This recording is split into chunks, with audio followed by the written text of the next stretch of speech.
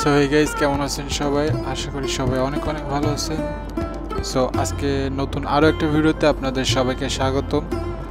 So ফ্রেমে যে বাড়িটা দেখতে পাচ্ছেন, এখানে পরপর অনেকগুলো বাড়ি, যেগুলো হচ্ছে দুইতলা বাড়ি। তো আজকে হচ্ছে ভিডিওতে আমি এই দুইতলা বাড়ি সম্পর্কে আপনাদেরকে একটু জানাবো। বাড়িগুলো আমার কাছে অনেক চমৎকার লাগছে, এর ভিতরের পরিবেশটা কেমন সেটা দেখাবো, প্লাস এরকম বাড়ি তৈরিতে কেমন টাকা খরচ হয়, কোথায় কোথায় এই বাড়িগুলো দেখতে পাওয়া যায় সবই জানাবো। অবশ্যই এই ভিডিওতে লাইক দিয়ে বসে যান। শুরু করতেছি আজকের ভিডিও।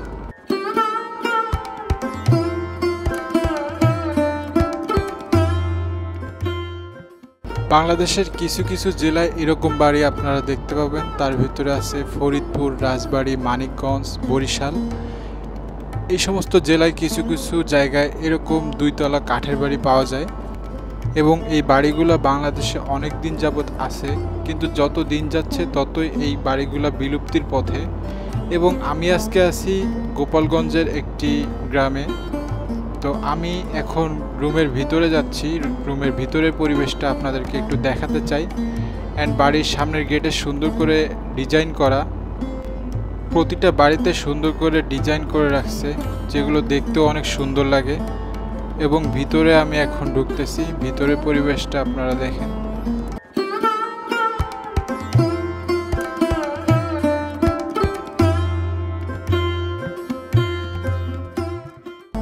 অ্যান্ড আমি যে বাড়িটাতে আছি, এই বাড়িতে দুইটা বেডরুম ছিল এবং বারান্দায় একটা বেড ছিল গেস্টদের জন্য।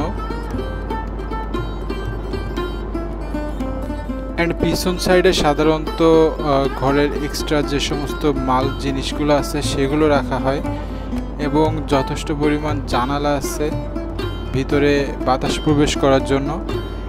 অ্যান্ড গাইস, এই বাড়িটা দুইতলা মনে হলেও এটা কিন্তু আসলে দুইতলা না। তো আমি এখন এই সিঁড়িটা ব্যবহার করে দুইতলায় উঠতেছি। এটা হচ্ছে কাঠের সিঁড়ি, গতানুগতিক যেই সিঁড়িগুলো আমরা দেখি সেরকম কিন্তু না। তো এটা ধরে ধরে আর কি উপরে উঠতে হবে।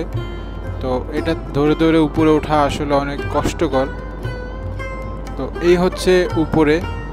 উপরে তেমন কিছু না থাকলেও উপরে ঘুমানোর জন্য জায়গা আছে এবং একটা বেড আছে।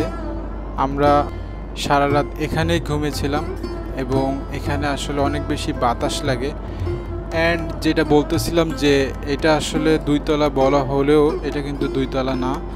সো নিচেরটা একতলা, কিন্তু উপরের যে পার্টটা আছে সেখানে কিন্তু আপনি সোজা হয়ে দাঁড়াতে পারবেন না।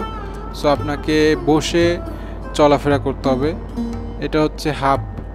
সো এই বাড়িটা কিন্তু তাহলে একতলাও বলা চলে না, আবার দুইতলাও বলা যায় না। এখানে আর কি সোজা হয়ে দাঁড়ানোর কোনো ব্যবস্থা নেই।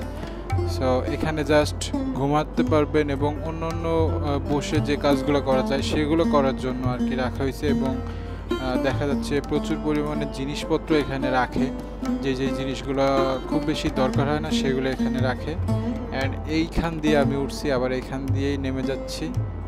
এই কাঠের বাড়িগুলো সাধারণত দুইতলা পর্যন্ত করা হয়, তবে আমার একটি খবরে দেখাচ্ছে এটা সর্বোচ্চ 5তলা পর্যন্ত আছে কুষ্টিয়ার একটি জায়গায়, যেটা দেখতে অনেক পর্যটকরা যেয়ে থাকেন। এবং এই বাড়িগুলোতে এক একটা করতে খরচ হয় 1.5 থেকে 2 লাখ টাকা, যদি ভালো মানের কাঠ ব্যবহার করা হয়। সো গাইস, এই ছিল আজকের ভিডিও। আশা করি আপনাদের ভিডিওটা ভালো লেগেছে। ভালো লেগে থাকলে অবশ্যই একটা লাইক করে দিবেন। অ্যান্ড দেখা হবে নেক্সট অন্য কোনো একটা ভিডিওতে। টিল দেন সবাই ভালো থাকবেন। খোদা হাফেজ।